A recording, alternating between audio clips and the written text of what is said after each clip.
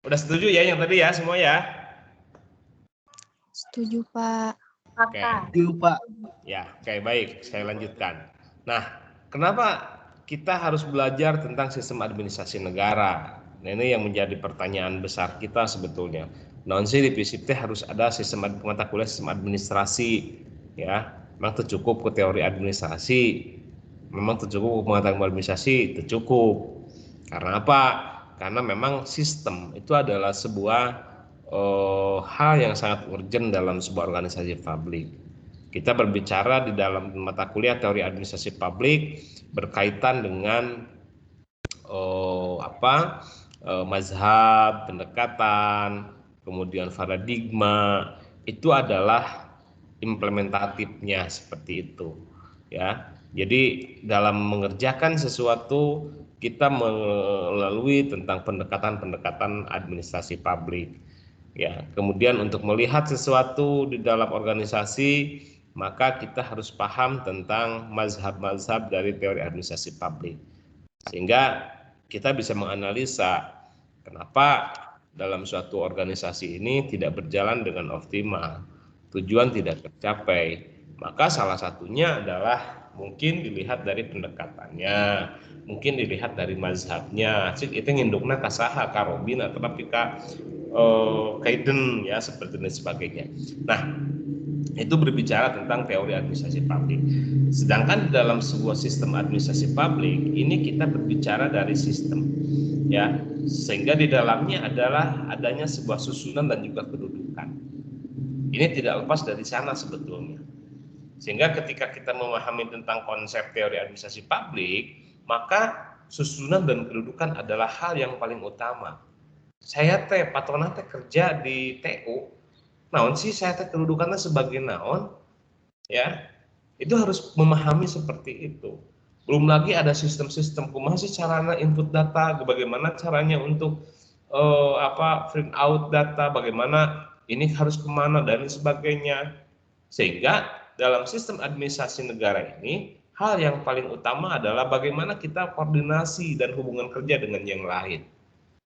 Sehingga mata kuliah teori administrasi publik kemarin yang kita pelajari itu adalah satu kesatuan yang harus kita menggabungkan koordinasi dengan yang lain, tapi kita tidak paham dengan teori-teori atau pendekatan dalam administrasi publik.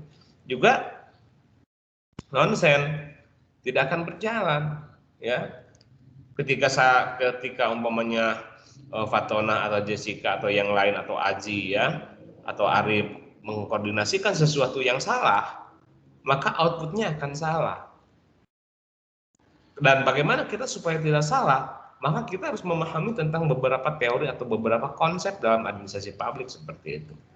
Ya, orang yang kena teguran maladministrasi karena mereka tidak mengaplikasikan teori-teori atau konsep-konsep dalam administrasi publik, sehingga lemah dalam koordinasi, ya, dalam hubungan kerjanya lemah, dan outputnya atau ujungnya adalah public service tidak berjalan dengan optimal. Ya, banyak sekarang umpamanya kita sering melihat, sering mendengarkan, atau mungkin juga sering kita mencermati, menganalisa bagaimana kondisi pelayanan publik di negara kita. Ya, apakah itu mereka tidak paham dengan teori administrasi? No way, belum tahu. Ya, apakah mereka koordinasinya tidak baik? Juga mungkin bisa saja, ya. Atau mereka tidak paham dengan teori administrasi karena tidak sesuai dengan keilmuannya, profesinya, dia bukan ahli administrasi, ya, ahli teknik atau mungkin juga ahli ekonomi, ya itu berbeda dengan administrasi publik. Bagaimana bisa melayani dengan baik? Karena apa? Karena memang kita berbicara dalam teori administrasi publik antara teori publik dengan privat, ya, administrasi publik dengan privat itu kan berbeda orientasinya. Sedangkan di dalam administrasi publik itu kan jelas ujungnya itu adalah service of public atau public of service, public service seperti itu, pelayanan publik. Sedangkan dalam privat itu berorientasi kepada profit, ya. Tapi tetap yang menjadi koridornya adalah pelayanan. Kenapa swasta dengan negeri dengan pemerintah itu kita dalam pelayanan berbeda atau enggak, Jessica? Jessica? Lagi ke belakang, Pak. Oh, ke belakang. Arif? Ya? Coba, ada yang bisa menanggapi nggak? Kenapa sih kita bisa berbeda antara pelayanan yang dilakukan oleh pemerintah dengan swasta? Coba. Beda, Pak. Ya, kita Beda tujuannya mungkin, Pak. tujuan. Beda dari tujuannya, Tapi dari yang diinginkannya, dari yang dicapainya. Semua itu kan ada orientasinya ya. Jadi yang saya katakan tadi antara publik dengan privat, publik itu adalah tujuannya adalah capaiannya adalah pelayanan yang optimal. Sedangkan swasta itu adalah keuntungan. Kalau Patona bekerja di swasta, itu kan orientasi yayasan itu apa coba? Profit. Profit. Kalau perusahaan, umpamanya kan kita orang bekerja di Changsin, contoh, orang bekerja di Changsin. Changsin itu kan swasta. Tapi ujungnya apa? Profit. Ya. Kita ini hanya bisa kerja, bisa melayani. Apa yang menjadi kebijakan dari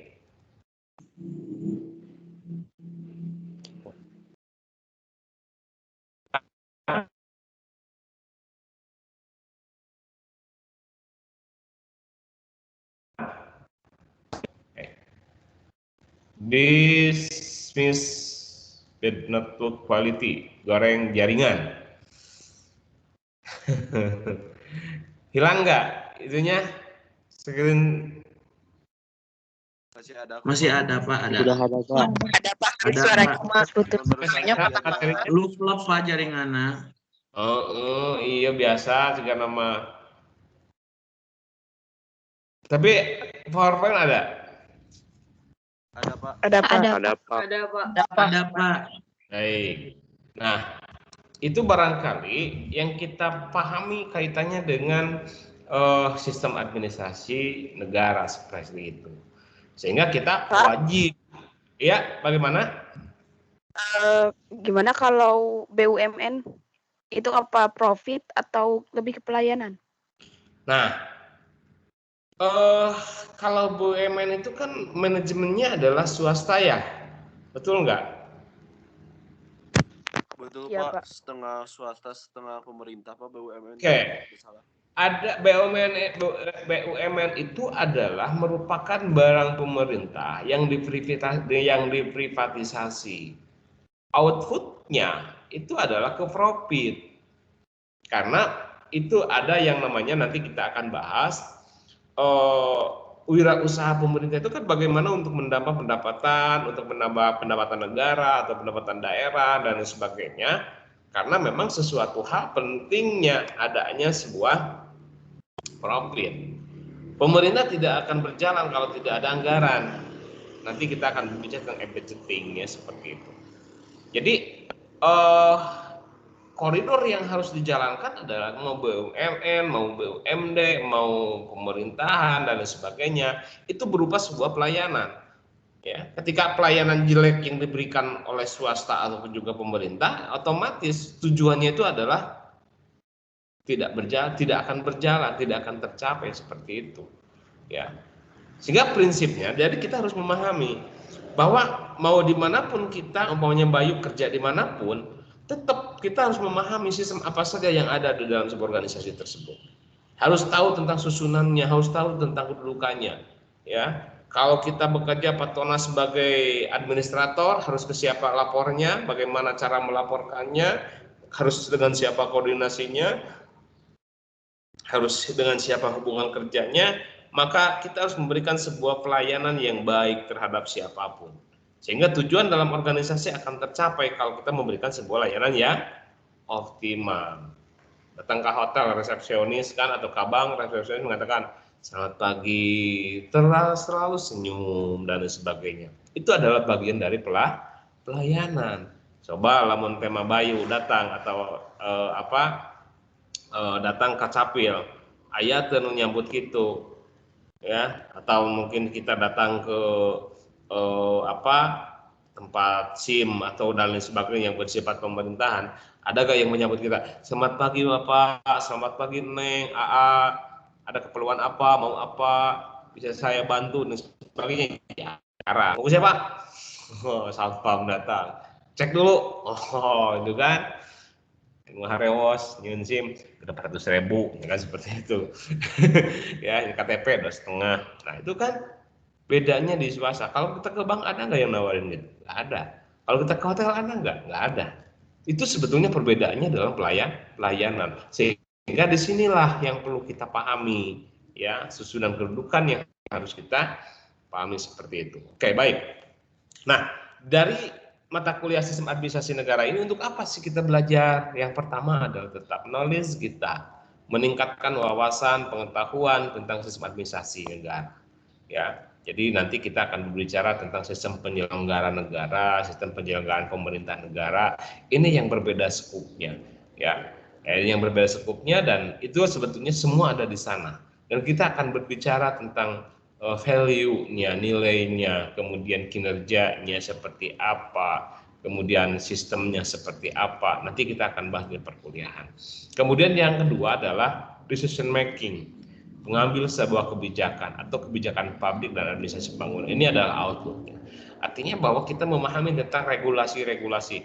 Tetap seperti tadi, koordinasi administrasi negara, administrasi publik itu berpatokan dari kebijakan publik yang ada, regulasi yang ada. Ya, seperti itu. Nah, ini manfaat dari pembelajaran sistem administrasi negara. Jadi intinya secara keseluruhan bahwa dalam sistem administrasi publik, sistem administrasi negara, kita dituntut atau mungkin juga ya mungkin kita dicekop untuk memahami bagaimana sih sistem yang ada di negara kita ini. Sistem dalam sebuah organisasi itu seperti apa? Ini ya barangkali. Nah, itu barangkali untuk pendekatan pembahasan sekilas terkait dengan deskripsi mata kuliah teori administrasi publik atau sistem administrasi negara itu seperti itu. Sampai di sini ada pertanyaan? Ada yang kurang dipahami? Saya persilakan. Ada yang bertanya? Bayu? Itu Pak. Itu Pak. Jessica, Fatona? Duka ta Jessica sareng Patona tah. Ada yang ditanyakan? Saya persilakan. Belum ada. Belum ada. Ini udah paham? Sapli? Dapat dipahami ya?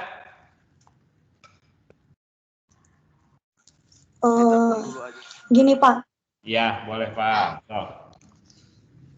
jadi yang kemarin mah kan kita di semester 3 itu belajar mengenai teori dari administrasi.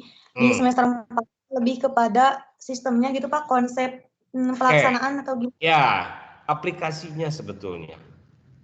Ya. Jadi kalau teori itu kita hanya memahami tentang berbagai hal.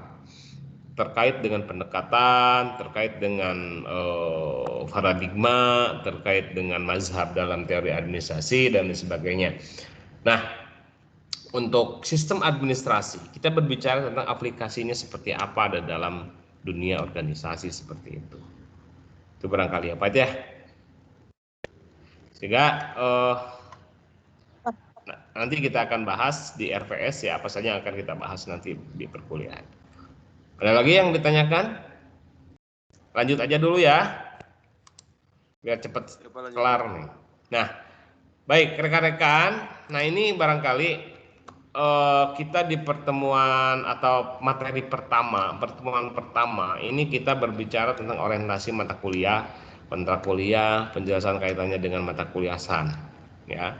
Kemudian nanti di minggu yang akan datang kita akan berbicara tentang konstruksi nilai dari sistem administrasi negara. Ya, ada konseptual sistem administrasi negara, unsur-unsur dalam sistem administrasi negara, ya, dan administrasi negara tersebut. Ada administrasi sendiri seperti itu. Jadi ini adalah insya Allah kita akan dibahas minggu yang akan datang. Kemudian materi yang kedua, kita masih berbicara tentang konstruksi nilai dalam sistem administrasi negara. Kita sudah masuk kepada sistem penyelenggaraan negara dan juga sistem penyelenggaraan pemerintah. Ada SPN dan juga SPPN, ya, ini mengerjakan pemerintahan negara seperti itu. Sistem penyelenggaraan negara, asas-asas SPN, sistem penyelenggaraan pemerintahan negara, ya, asas-asas SPPN juga nanti kita akan bahas seperti itu. Kemudian di materi yang ketiga juga sama, kita masih berbicara tentang konstruksi nilai, ya. Ada landasan penyelenggaraan administrasi negara Indonesia dari mulai landasan ideal, konstitusional, operasional, dan juga kebijakan-kebijakan lain, termasuk undang-undang dasar. Sehingga banyak orang yang mengangkat bahwa di sini kita ketika mau dirubah falsafah negara, landasan ideal kita dirubah, maka otomatis sampai kebijakan operasional, landasan operasional, konstitusi, kebijakan lain, ini semua harus berubah. Ya, jadi ribet. Kalau memang kita mau diganti dengan Al-Quran, maka konstitusionalnya landasannya harus Al-Quran, operasionalnya harus Al-Quran, kebijakan-kebijakan juga harus dasarnya dari Al-Quran, semua harus ubah total. Jadi hal yang mustahil ketika kita mau ganti landasan negara seperti itu. Jadi ini sebetulnya yang menjadi pelandasan sistem administrasi negara kita ini. Ada di sini ada masih konstruksi nilai di pertemuan keempat, unsur-unsur pokok sistem administrasi negara dari unsur nilai, unsur struktur, dan juga unsur proses seperti itu. Jadi nanti ini nilainya harus seperti apa, strukturnya harus seperti apa, prosesnya dalam administrasi negara, sistem administrasi seperti apa. Ya. Kemudian ini organisasi negara, organisasi pemerintahan. Jadi ada klasifikasi organisasi negara, klasifikasi organisasi pemerintahan, ada hubungan antar negara, organisasi negara, dan hubungan antar organisasi pemerintah. Karena saking banyaknya, kalau nggak salah kemarin ada 80 organisasi pemerintahan yang dibubarkan oleh Pak Jokowi. Karena memang ini nggak baik juga ketika banyak organisasi pemerintahan yang aksidental, ya. Jadi yang musim-musiman seperti itu, ya. Nah, ini juga kita akan membicarakan tentang public policy, kebijakan publik. Walaupun memang rekan-rekan sudah mempelajari tentang kebijakan publik, tetapi kita akan bahas lagi tentang proses kebijakan publik, penerapan dan model kebijakan publik seperti itu. Nah, ini kita juga tadi berbicara tentang public budgeting. Ini sumber-sumber penerimaan negara, jenis-jenis pengeluaran negara, itu adalah salah satunya, ada BUMN, BUMD. Ini adalah salah satu sistem yang ada di negara kita itu seperti itu, dan juga di negara-negara lain. Ada sumber-sumbernya, ada jenis-jenis pengeluarannya seperti itu. Kemudian di ke-8 kita UTS, ujian tengah semester, insya Allah mungkin di bulan berapa ya? 1, 2, 3, 4, 5, 6, 7, tanggal 15 Maret mungkin. Ya, mulai kita 16 Maret itu sudah UTS. Pertemuan materi yang ke-9, kita akan membicarakan tentang public personal administrasi.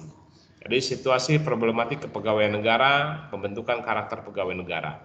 Nah, ini memang yang saya katakan tadi di awal dalam deskripsi, itu pemerintah itu bukan tidak paham dengan administrasi publik, bukan tidak lihai, bukan tidak mampu untuk koordinasi, bukan tidak mampu hubungan kerja dengan yang lain. Tetapi nah ini situasi problematik kaitannya dengan politik, karakter pegawainya yang memang korupsi, kolusi, nepotisme yang muncul, sehingga muncul adalah maladministrasi seperti itu. Juga di semester pertama di materi yang ke-10 kita akan berbicara tentang good governance and local governance, ya, dalam sistem administrasi negara otomatis, ya. Kemudian yang 11 adalah public service, pelayanan publik, isu-isu public service, reformasi birokrasi pelayanan publik, fungsi ombudsman, peran ombudsman itu seperti apa, ya. Kemudian yang terakhir kita berbicara tentang e-governance, ya, penerapan open governance di Indonesia itu seperti apa. Ini materi-materinya. Kemudian untuk ke-13 sampai 15 nanti kita akan ada diskusi kelompok seperti yang kemarin. Jadi tugasnya, Aji ada Aji? Aji ada? Ada. Oke, jadi gini ya. Nanti kalau sudah masuk semuanya atau sudah komplit mahasiswa yang mengikuti mata kuliah Sistem Administrasi Negara ini, silakan oleh Aji dibagi. Jadi barangkali kita ada 42 orang ya. Nggak salah 42 ya.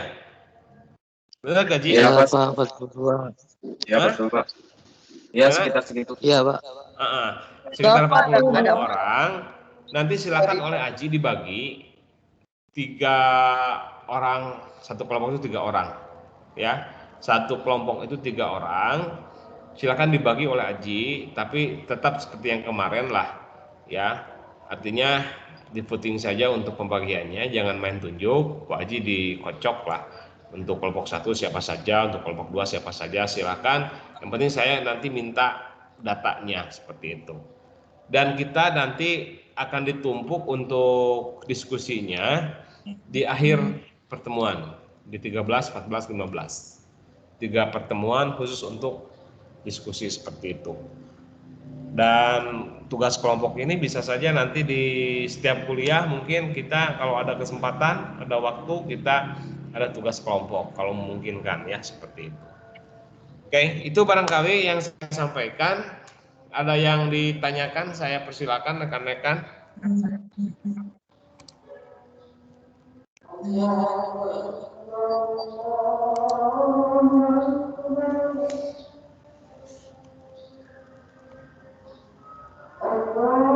Kenapa ada helat-helatnya? Ada heladan.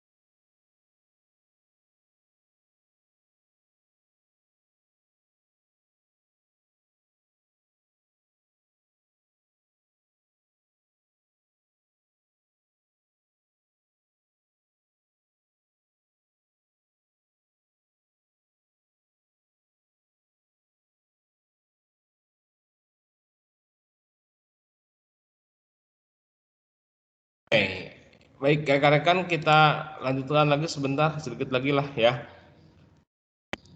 Jadi, Aji. Iya, Pak. Jadi gitu ya. Jadi silakan nanti dibagi kelompoknya dipimpin oleh Aji dengan rekan-rekan silakan. Jadi kalau yang hadir kan sekarang ada 34 orang. Ya, yang 34 orang berarti kita nominalnya adalah 42 orang yang ada. Jadi silakan nanti dibagi saja rekan-rekan. Silakan jangan dulu close, kalau bisa silakan aja dibagi-bagi saja, atau nanti di luar mau dibaginya mau sekarang atau nanti Waji? Luar aja, Pak, biar Sokwe Waji lah. Sok diatur-atur ya Bapak make besok atau minggu depan sudah ada laporannya ada berapa, kalau berarti kalau 42 dibagi tilu berapa Ji? Sekitar ya 14-an, Pak. 14 kelompok ya. Ya.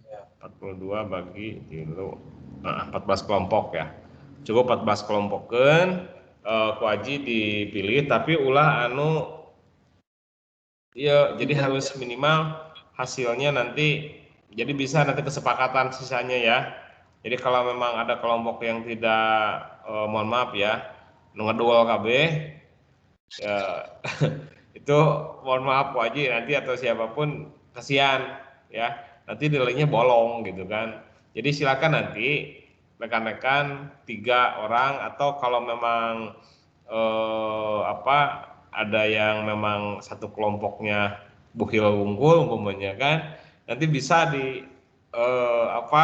digabung lah, gak apa-apa 4 orang juga Ji ya. Siap. Kalau memang kondisi tidak memungkinkan, kalau kondisi memungkinkan lebih baik 3 orang lah. Jadi seperti yang saya katakan tadi kan jibeh ya, kalau satu kerja, satu yang lain tidak kerja, kasihan juga yang kerja karena nilainya sama seperti itu. Oke, barangkali itu saja mungkin untuk pertemuan kali ini ya, cukup aja. Ji, bye, Pak, Cu, Siap. Din, Yes, si Jessica cengkan aku soal mana ya, Jess? Apa Pak? Hadir itu tadi. Oke, itu baik. Kalau tidak ada pertanyaan lagi, Sudah Pak. sudah aja. Oke, kita lanjut lagi minggu yang akan datang. Terima kasih atas kehadirannya. Mudah-mudahan kita semuanya diberikan kesehatan oleh Allah Subhanahu wa taala. Sehat selalu ya rekan-rekan. Jaga kesehatan. Karena kita semester ini mungkin semuanya masih online, belum bertatap muka. Insya Allah untuk tatap muka di semester ganjil yang akan datang ya, mudah-mudahan. Tapi mudah-mudahan sekarang juga vaksin kan sudah ada. Baik, vaksin sudah baik. Bayu divaksin. Ini ke jalan tol nih, vaksin datang ke Garut. Warag Pak. Oke, itu sajalah untuk pertemuan kali ini. Saya ucapkan terima kasih kepada rekan-rekan. Sekali lagi sehat selalu. Mudah-mudahan kita semuanya diberkahi oleh Allah, dan apa yang saya sampaikan semoga bermanfaat untuk rekan-rekan sekalian, dan pembelajaran kita ini dibarokahkan oleh Allah Subhanahu wa taala. Mohon maaf atas segala kekurangan. Saya tutup dengan bacaan hamdalah. Alhamdulillahirabbil alamin. Alhamdulillahirabbil alamin. Assalamualaikum warahmatullahi wabarakatuh. Waalaikumsalam. Waalaikumsalam warahmatullahi wabarakatuh. Bapak izin lihat ya. Iya, Pak. Ya. Bapak ya, yuk. Waalaikumsalam. Arif. Arif. Yeah.